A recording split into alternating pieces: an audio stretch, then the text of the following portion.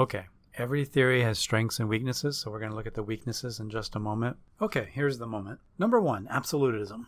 Kant defended the idea that it's always wrong to lie, and that's a common criticism against Kant. He's an absolutist against lying.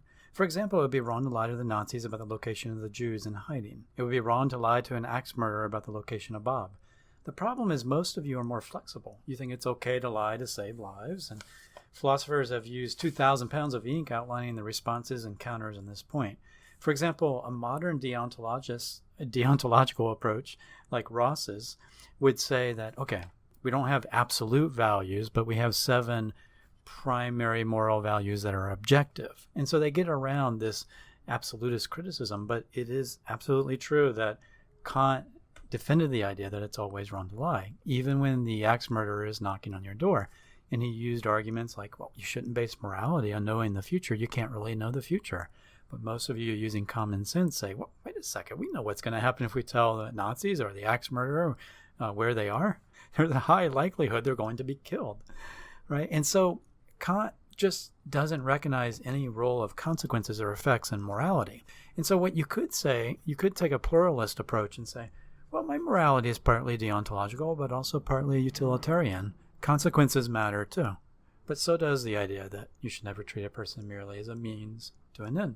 All right, second criticism. Philosophers have spilled 10 million pounds of ink, I believe, discussing Kant's universalizing formulation of the categorical imperative. So the problem is it seems like you can universalize some obviously immoral acts, like kill all the Jews, and not universalize some morally neutral acts, like sell roses in the corner of 26th and 11th Street, because if everybody did that, the corner would be too crowded, right? And you can kill off the Jews because you can universalize that. If everybody wanted to do that, there's no contradiction. Now, I won't go into all the details, but if you're interested, you can find them on any website, on my website, or in a textbook. The idea is that the universalizing formulation of the categorical imperative is just not a good guide to what's moral and immoral. Okay, number 3. Jean-Paul Sartre presents another criticism of Kant. The basic idea is that there are situations in which you simply do not know which action is right. Your conscience is silent and are confused. So per Sartre, should a young man join the anti-Nazi war effort, or should he stay at home to care for his ailing mother? There's no correct answer. Each situation is different, and it ultimately requires a choice. The categorical imperative doesn't really help. Never treat a person merely as a means, and universalizing, it's just pure choice in some cases. And so we get into existentialism and morality as choice, and that's Sartre's criticism. All right, here's another one. Kant ignores the importance of consequences in moral decision-making, but consequences are obviously important. I think I've kind of already mentioned that with the axe murderer, but that's another way of saying it.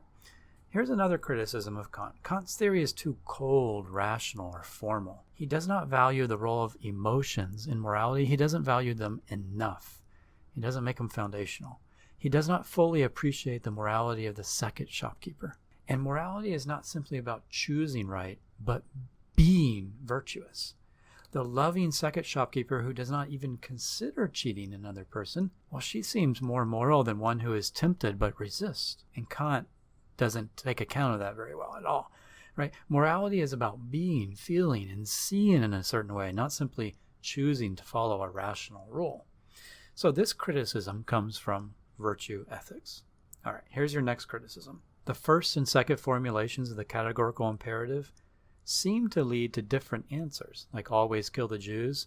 In the second formulation, that would be wrong, right? Because you're treating them as mere means to ends. But in the first formulation, you can universalize it without contradiction. And Kant believed that the two formulations always led to the same moral duties. But in this case, they don't seem to. So that's a little criticism there. And then finally, very similar to some of the other criticisms, is he does not explain how to decide when absolute rules conflict. Now, we can see Ross in his deontological approach in the next video for a way around this. Okay, so in other words, there are stronger modern forms of deontological ethics that try to fix these problems. Despite these criticisms, there seems to be something true about Kantianism. Indeed, you probably have some Kantian principles shaping your morality. You probably believe morality involves thinking of everyone, not simply yourself. You probably believe morality involves treating people as respectful ends, not mere things or means or pieces of dirt. And Kantianism gives a definitive answer in some issues. Slavery and rape are wrong because they involve using people as mere means or things. You don't have to sit down and think about whether your culture approves of it or net happiness. They're just wrong. And other theories do not categorically condemn slavery and rape. And so that's a plus for deontology. Now, in my opinion, I don't think morality is reducible to a rule or principle. Still, Kantianism is valuable in my mind because Kant gives us one way to describe virtuous people. It's as if we are viewing an 11-dimensional object, and Kant explains how it manifests in 2 dimensions.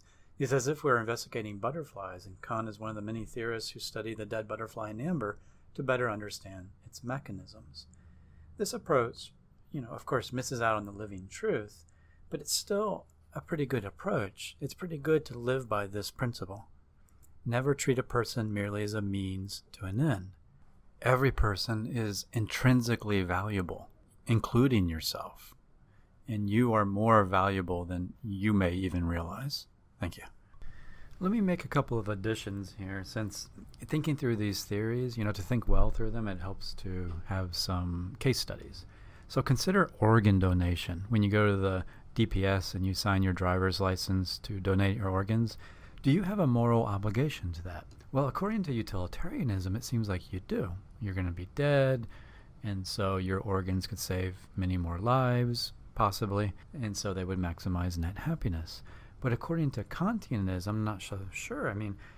If I am not an organ donor, it's not like I'm treating anyone as a mere means, right?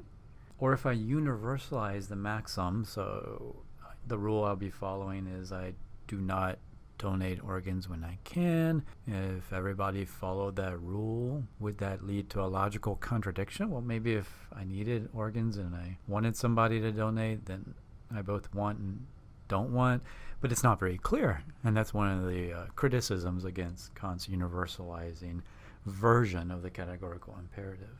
So that's one case. Another case is those internet brides. So you can order an internet bride from the Ukraine or Vietnam and so on. You can look this up on blossoms.com or lovemeet.com. Now, is this wrong according to Kantianism? Well, if you're getting the woman over here and you're using her as a mere means to an end, it seems wrong, right? And she can't really leave. She needs a green card. But on the other hand, who's using who? Maybe she's using you to get here to the States, to get out of this country where there's poverty, to get a better life. So if you're both using each other as mere means and everybody's happier, it seems okay according to utilitarianism, and 2 adults are consenting. But according to Kant, I think it would still be wrong. Your morality is going to come in to your mind when you're dreaming or whatever and say, really? You're treating her as a mere means to an end? Or maybe you're treating her as a mere means, it seems, but you're not really. So the internet bride situation brings up a lot of questions too. Another one is suicide. So is it a mistake in imagining that suicide can free me from my suffering? Would I be treating myself merely as a means to an end? So is there a way under Kant's system that suicide could be permissible? So those are some examples to think about and discuss in class. Thanks.